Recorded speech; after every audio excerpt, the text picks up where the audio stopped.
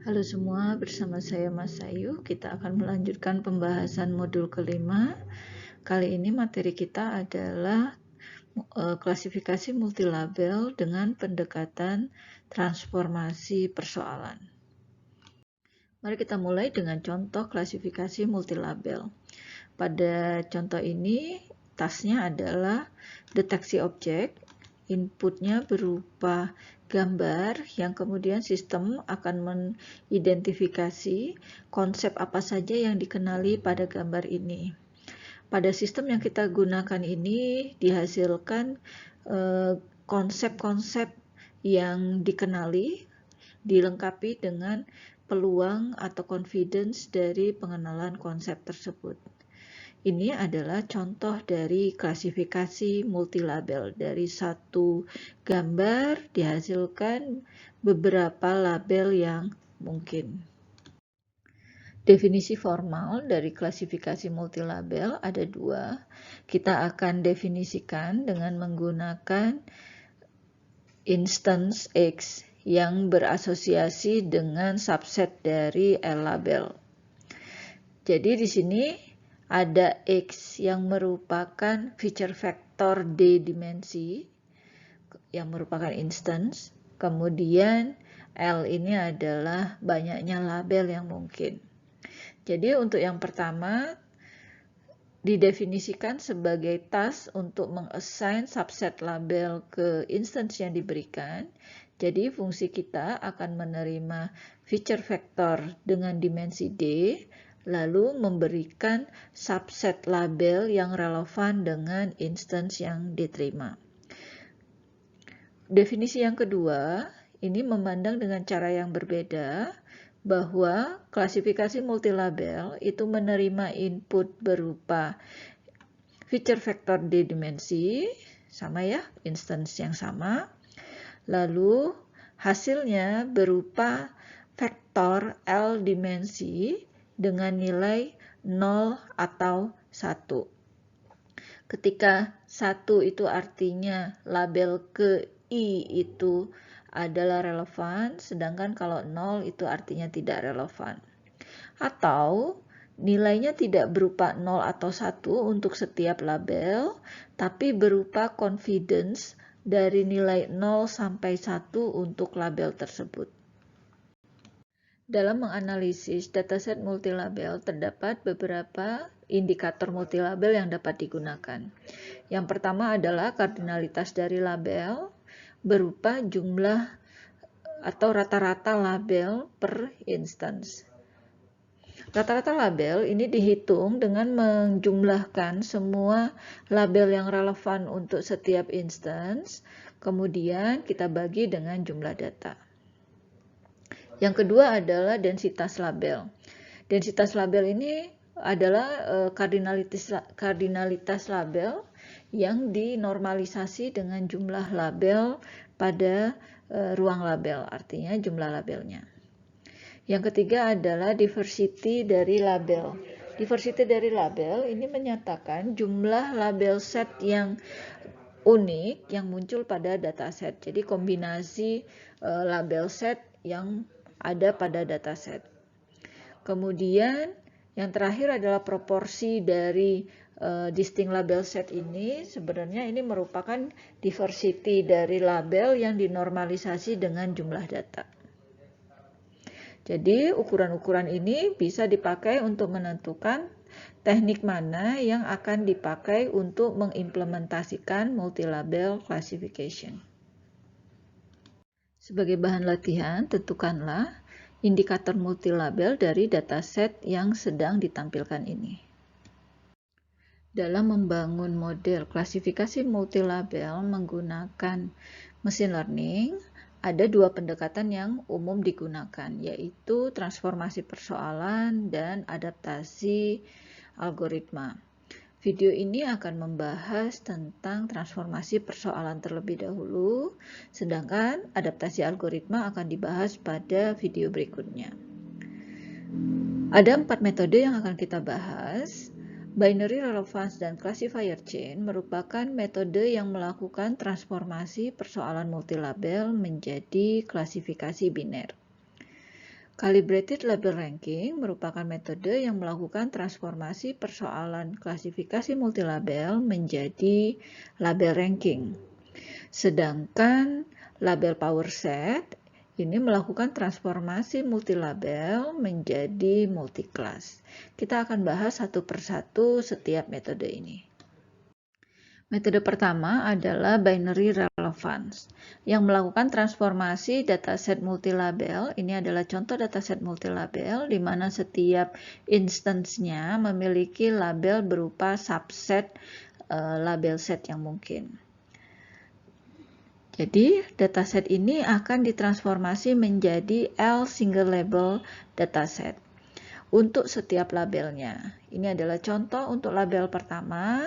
Kita akan membentuk tanda cek ini artinya true dan yang tidak dicek artinya false. Jadi dari 4 data ini kita hanya melabeli untuk label pertama saja sesuai dengan label setnya. Kalau ada di label set maka dia true, kalau tidak dia false. Kemudian ini untuk label 2, label 3, dan label 4. Dari setiap dataset ini dibangunlah satu independent binary classifier sehingga kita akan mendapatkan L independent binary classifier. Jika kita sudah memiliki L classifier dengan L adalah jumlah label, kita bisa menggunakannya untuk memprediksi unseen data yang akan menjadi input dari semua classifier. Lalu setiap classifier memberikan output. Cara menentukan label yang terakhirnya adalah dengan mengambil semua label yang nilainya adalah positif. Seperti ini. Nah, bagaimana jika tidak ada satupun label yang bernilai false? Apakah ini menghasilkan label kosong? Zhang dan Zhou memberikan usulan untuk mengambil minimal satu label yang memiliki nilai, di sini dia menyatakan G terbesar, tetapi itu bisa digantikan dengan nilai confidence untuk classifier secara umum. Metode kedua adalah classifier chain yang seperti binary relevance melakukan transformasi ke persoalan klasifikasi biner tapi dalam bentuk rangkaian. Nah, bedanya dengan binary relevance adalah pembangunan classifiernya dilakukan secara serial. Jadi untuk kasus classifier chain ini, untuk metode classifier chain ini harus didefinisikan dulu urutan dari labelnya. Misalkan di sini ada 4 label, Y1, Y2, Y3, dan Y4. Kita definisikan saja bahwa urutannya tetap Y1 dulu, baru Y2, baru Y3, dan Y4. Apa yang terjadi? Maka classifier yang pertama ini masih sama seperti binary relevance. Untuk setiap data labelnya adalah Y1 atau bukan. Kemudian untuk dataset kedua ini mulai berbeda, dilakukan mempertimbangkan nilai dari Y1 sebagai feature, kemudian classifier yang ketiga mempertimbangkan Y1 dan Y2 sebagai feature, dan untuk classifier yang terakhir akan mempertimbangkan Y1 sampai Y3 sebagai feature. Setelah L classifier berhasil dibangun dengan menggunakan skema classifier chain, ketika ada unseen data, kita akan mulai dari classifier dari label pertama dulu. Hasilnya akan menjadi input dari classifier label kedua.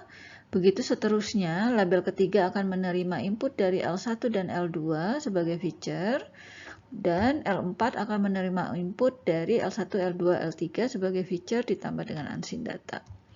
Nah, cara menentukan label terakhir sama seperti binary relevance biasa. Metode ketiga ini adalah CLR atau Calibrated Label Ranking. Melakukan transformasi persoalan multilabel menjadi label ranking. Jadi CLR ini adalah ekstensi dari RPC. RPC-nya sendiri kepanjangan dari Ranking via Pairwise Comparison of Label. Jadi akan ada banyak pasangan, di mana setiap pasangan ini akan menjadi binary model. Jadi satu model, satu pasang. Sehingga model yang dihasilkan sebanyak L dikali L-1 dibagi 2. Untuk contoh kasus kita, ada 4 label sehingga kita punya 6 pasang label. Nah, untuk pembentukan untuk satu label, untuk satu pasang label, ini sebagai contoh kalau kita punya 4 data seperti ini, maka data pertama itu label untuk L1 versus L2-nya adalah L1, data kedua tidak bisa ditentukan, data ketiga L1, dan data keempat adalah L2. Sehingga kita bisa lihat nanti classifier pertama L1 versus L2 dibangun dari 3 data untuk kasus ini. Pada beberapa kasus, misalnya L3 dan L4, di sini labelnya adalah untuk data kedua L3 dan L4 kita tidak bisa tentukan. Jadi tidak boleh nilainya sama, tidak boleh sama-sama positif. Ilustrasi dataset yang terbentuk dari CLR ini sebagai berikut. Misalnya L1, L2 cuma 3 data, L1, L3 4, dan seterusnya untuk setiap pasang. Untuk setiap pasang ini menghasilkan satu dataset, dan satu dataset ini akan dipakai untuk training dari classifiernya. Setelah kita punya 6 classifier, yaitu satu classifier menyatakan perbandingan antar dua label, antar sepasang label, maka unseen data kita akan masuk ke semua classifier yang ada, kemudian kita cari labelnya, lalu kita lakukan voting, kita hitung frekuensi dari setiap label, kemudian kita dapatkan rankingnya adalah L3, L1, L2, dan L4 berdasarkan frekuensinya. Metode terakhir yang akan kita pelajari pada video ini adalah label power set, yang melakukan transformasi persoalan multilabel menjadi multiclass. Yang dilakukan adalah setiap label set ini menjadi label baru.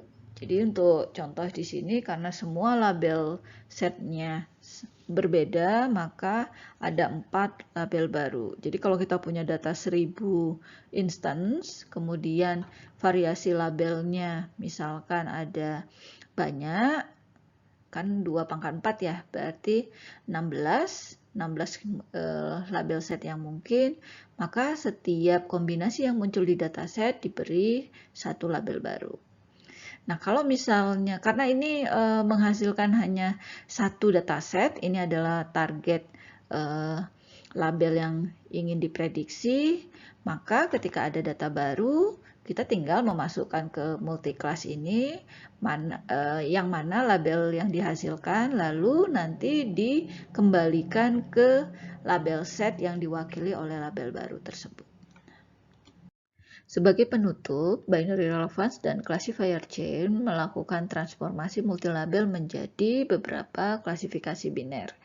Binary relevance ini membuat L model yang saling independen dan tidak mempertimbangkan korelasi antar label. Classifier chain ini melakukan hal yang sama seperti binary relevance, tetapi mempertimbangkan korelasi antar label dengan melakukan proses klasifikasinya atau proses prediksinya secara serial.